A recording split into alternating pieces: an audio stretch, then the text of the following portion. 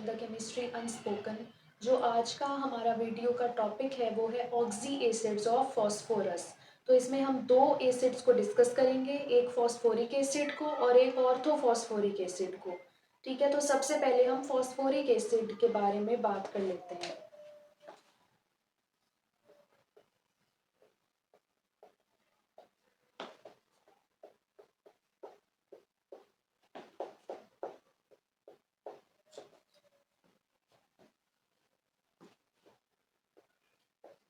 तो सबसे पहले हमारे पास है फॉस्फोरिक एसिड, जो कि हमारे पास क्या होता है H3PO3। सबसे पहले हम इसकी प्रेपरेशन देख लेते हैं। तो इसकी प्रेपरेशन के हमारे पास ना दो मेथड्स हैं। फर्स्ट हमारे पास आ जाता है reaction of phosphorus trioxide with water.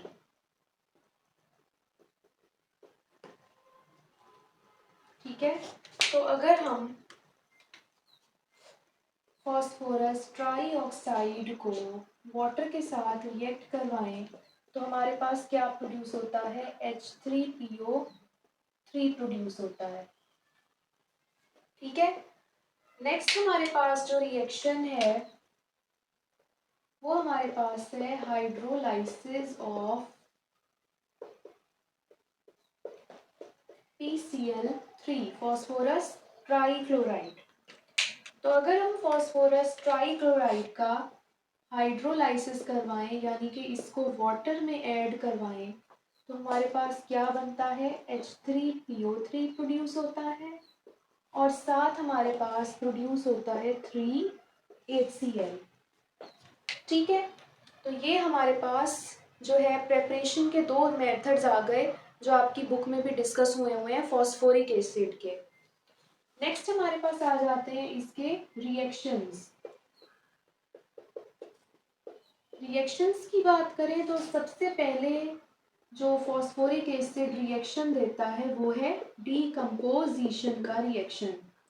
Decomposition का रिएक्शन जब फॉस्फोरिक एसिड देता है तो ये क्या प्रोड्यूस करता है, फॉस्फाइन प्रोड्यूस करता है और ऑर्थोफॉस्फोरिक एसिड प्रोड्यूस करता है। किस तरह वो हम देख लेते हैं। जब हमारे पास फॉस्फोरिक एसिड की डीकम्पोजिशन होती है तो हमारे पास ऑर्थोफॉस्फोरिक एसिड बनता है H3PO4, साथ हमारे पास प्रोड्यूस होती है फॉस्फाइन। ठीक है, तो ये हमारे पास है ऑर्थोफॉस्फोरिक एसिड जो है ऑर्थोफॉस्फोरिक एसिड प्रोड्यूस हुआ है और साथ फॉस्फाइन प्रोड्यूस हुई है। नेक्स्ट हमारे पास जो इसका रिएक्शन है वो है रिड्यूसिंग एजेंट। जो फॉस्फोरिक एसिड होता है वो काफी अच्छा रिड्यूसिंग एजेंट है। ठीक है, यानी कि ये दूसरों को रिड्यूस कर देता है और खुद क्या हो जाता है, ऑक्सीडाइज हो जाता है। तो ये बहुत सारे कंपाउंड्स को, मॉलिक्यूल्स को रिड्यूस कर देता है, जैसे कि CuSO4 हो गया हमारे पास, AgNO3 हो गया। ठीक है, और भी बहुत सारे जो कंपाउंड्स हैं, रिड्यूसिंग एजेंट्स हैं, उन्हें ये क्या कर दे, ऑक्सीडाइजिंग एजेंट्स हैं, उन्हें ये क्या कर देता है, रिड्यूस कर देता है। तो अब हम CuSO4 के साथ इसका रिएक्शन देखते हैं। H3PO3 प्लस हमारे पास है CuSO4, साथ हमारे पास है वाटर। तो वाटर अब हमने इसलिए ऐड किया है क्योंकि हमारे पास ना इधर हम कोई ऑक्सीडाइजिंग एजेंट यूज कर रहे हैं जो कि CuSO4 है। तो हमारे पास क्या प्रोड्यूस होगा, H3PO4 प्रोड्यूस होगा ऑर्थोफॉस्फोरिक एसिड, साथ प्रोड्यूस होगा H2SO4। ठीक है, और हमारे पास प्रोड्यूस हो जाएगा कॉपर।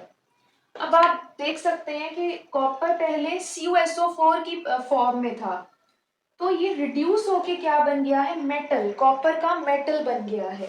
ठीक है, यानी कि इसने CuSO4 को रिड्यूस कर दिया है फॉस्फोरिक एसिड ने उसकी मेटेलिक स्टेट में, कॉपर को। ठीक है, तो ये मेटल्स को रिड्यूस करने में काफी ज्यादा हेल्पफुल होता है।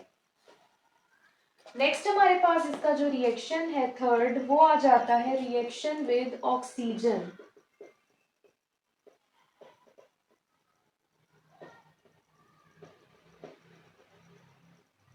ऑक्सीजन के साथ अगर इसका रिएक्शन हम देखें तो हमारे पास ऑक्सीजन के साथ जब ये रिएक्शन देता है तो ये क्या बनाता है, ऑर्थोफॉस्फोरिक एसिड प्रोड्यूस करता है। ठीक है, तो ऑक्सीजन के साथ इसका ये रिएक्शन है कि ये ऑर्थोफॉस्फोरिक एसिड बना देता है। नेक्स्ट हमारे पास इसका रिएक्शन है रिएक्शन विद हाइड्रोजन, और हाइड्रोजन भी कौन सी, नेसेंट हाइड्रोजन। नेसेंट हाइड्रोजन कौन सी होगी, जिसकी ऑक्सीडेशन स्टेट क्या होती है, 0 होती है। तो हमारे पास H3PO3 को हम 6 नेसेंट हाइड्रोजन के साथ रिएक्ट करवाएंगे तो हमारे पास जो है, तो इधर हमारे पास क्या प्रोड्यूस होगा, फॉस्फोरिक एसिड का जब हम नेसेंट हाइड्रोजन के साथ रिएक्शन करवाएंगे तो हमारे पास ना PH2 प्लस वाटर प्रोड्यूस होगा। ठीक है, तो ये हमारे पास जो है रिएक्शंस हो गए फॉस्फोरिक एसिड के। अब हम इसकी प्रॉपर्टीज को डिस्कस कर लेते हैं।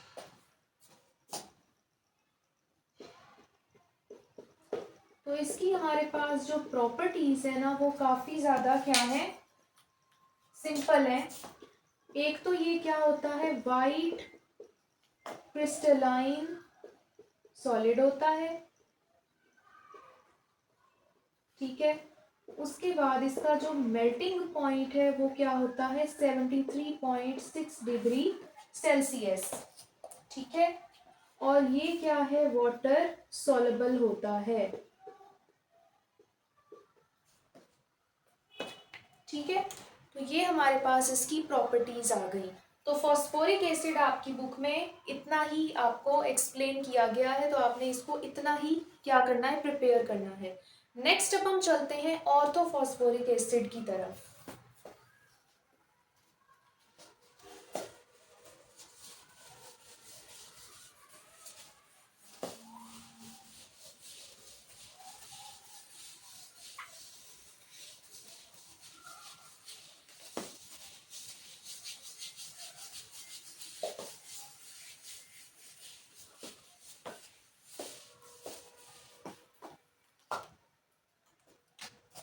सेकेंड हमारे पास है ऑर्थोफॉस्फोरिक एसिड।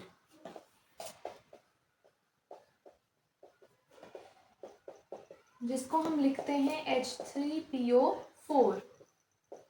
ठीक है, फर्स्ट ऑफ ऑल हम इसकी प्रेपरेशन के हवाले से बात कर लेते हैं। इसकी प्रेपरेशन के हमारे पास ना 4 मेथड्स हैं। फर्स्ट हमारे पास आ जाता है reaction of P2O5 with water. ठीक है, तो हमारे पास जब हम P2O5 को वाटर के साथ रिएक्ट करवाएंगे तो क्या बनेगा, H3PO4 हमारे पास प्रोड्यूस होगा। ठीक है, ठीक है, तो ये हमारे पास इसका जो हमने लास्ट फॉस्फोरिक एसिड में प्रेपरेशन मेथड्स पढ़े थे ना, वो वाले दोनों प्रेपरेशन मेथड्स यहाँ यूज हो रहे हैं। लेकिन फ़र्क ये है कि जो फॉस्फोरिक एसिड था उसमें हमने P2O3 को यूज़ किया था और PCl3 को यूज़ किया था। इधर हम P2O5 को और PCl5 को यूज़ करेंगे। ठीक है, सेकेंड हमारे PCl5। ठीक है, ये वही सेम 2 रिएक्शंस हैं जो कि हमने लास्ट में पढ़े थे, बस हमने इस क्लोरीन और ऑक्सीजन का जो नंबर है वो चेंज कर देना है। तो अगर हम PCl5 का हाइड्रोलिसिस करें तो हमारे पास बनेगा H3PO4 बनेगा। ठीक है,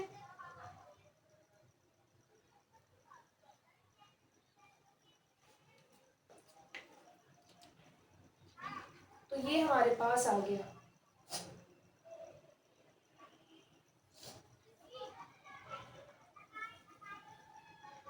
ठीक है, तो ये हमारे पास जो है, और साथ हमारे पास एक और चीज़ भी बनेगी जो कि है 5HCl।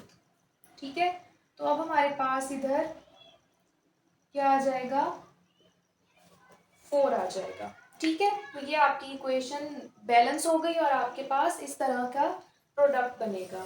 नेक्स्ट हमारे पास रिएक्शन आ जाता है, reaction of red phosphorus with concentrated nitric acid. जब हम रेड फॉस्फोरस को नाइट्रिक एसिड के साथ ट्रीट करते हैं तब भी हमारे पास ऑर्थोफॉस्फोरिक एसिड प्रोड्यूस होता है। फॉस्फोरस और 5 नाइट्रिक एसिड, तो क्या प्रोड्यूस होगा, H3PO4, ठीक है, प्लस हमारे पास 5NO2 और साथ हमारे पास प्रोड्यूस होगा वाटर। ठीक है, तो ये आपके पास जो है रिएक्शन आ गया ऑर्थोफॉस्फोरिक एसिड का।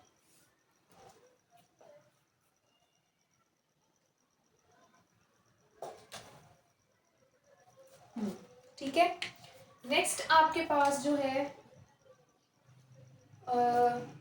प्रेपरेशन मेथड जो है वो क्या है, रिएक्शन आपके पास रेड फॉस्फोरस वाला हो गया। नेक्स्ट आपके पास आ जाता है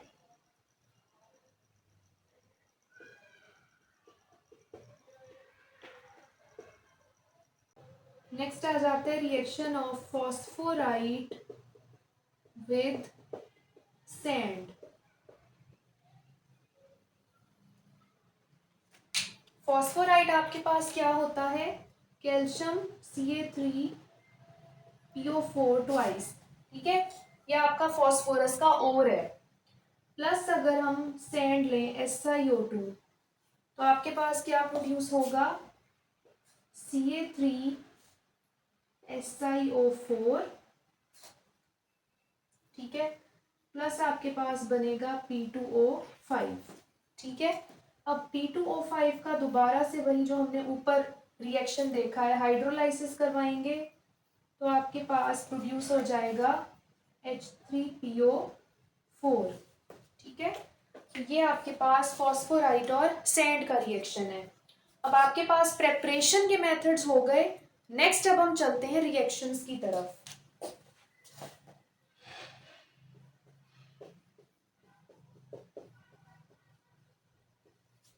रिएक्शंस में सबसे पहले आपके पास आ जाता है ट्राई बेसिक एसिड। जो आपके पास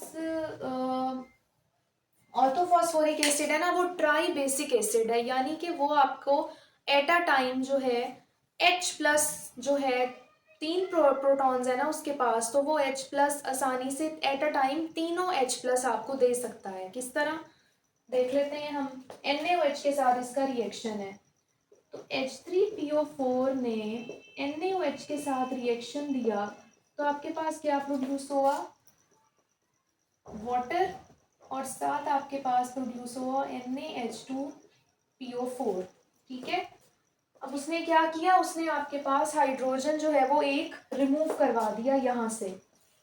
उसके बाद दोबारा NaH2PO4 को जब हम दोबारा NaOH के साथ ट्रीट करेंगे तो दोबारा से आपके पास वाटर रिमूव हो जाएगा, साथ आपके पास क्या बनेगा, Na2HPO4, दोबारा से अब इधर एक हाइड्रोजन रिमूव हो गया इधर से। नेक्स्ट आपके पास है NaHPO4, साथ आपके पास है NaOH, तो इधर आपके पास एक वाटर बनेगा, साथ आपके पास बनेगा Na3, ठीक है, और H दोबारा रिमूव हुआ तो इधर Na3PO4 प्रोड्यूस हो जाएगा। तो ये जो आपके पास H थे ना, ये रिमूव होते जा रहे हैं और वाटर बनता जा रहा है OH के साथ कंबाइन होके, और आपके पास बाकी ये सॉल्ट प्रोड्यूस हो रहा है। तो ये हमारे पास ऑर्थोफॉस्फोरिक एसिड की क्या है, ट्राई बेसिक नेचर है कि वो एट अ टाइम तीनों प्रोटॉन्स अपने निकाल सकता है, ठीक है। नेक्स्ट आपके पास सेकंड इसका जो है आ जाता है formation of Meta and pyrophosphoric acid. जब भी हम ऑर्थोफॉस्फोरिक एसिड को हीट करते हैं ना डिफरेंट टेम्परेचर जोन्स में, तब वो हमें मेटा और पायरोफॉस्फोरिक एसिड देता है। अगर हमने H3PO4 को 214 डिग्री सेल्सियस पे हीट किया तो ये वाटर को रिमूव करेगा। 240 डिग्री सेल्सियस पे हीट किया तो ये वाटर को रिमूव करके बना देगा H4P2O7, जो कि हमारे पास है पायरोफॉस्फोरिक एसिड। ठीक है, और अगर पायरोफॉस्फोरिक एसिड को हम 316 डिग्री सेल्सियस पे हीट करें तो ये भी वाटर रिमूव करके बना देगा HPO3, जो कि क्या है, मेटाफॉस्फोरिक एसिड है।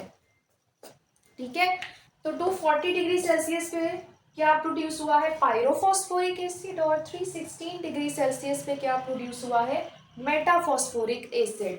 तो हीटिंग के ऊपर हमारा ऑर्थोफॉस्फोरिक एसिड वाटर लूज कर देता है और डिफरेंट टेम्परेचर जोन्स पे different types of acids produce करता है। ठीक है, तो ये आपके पास ऑर्थोफॉस्फोरिक एसिड की प्रेपरेशन के मेथड्स और रिएक्शंस हो गए। अब हम इसकी प्रॉपर्टीज को डिस्कस कर लेते हैं।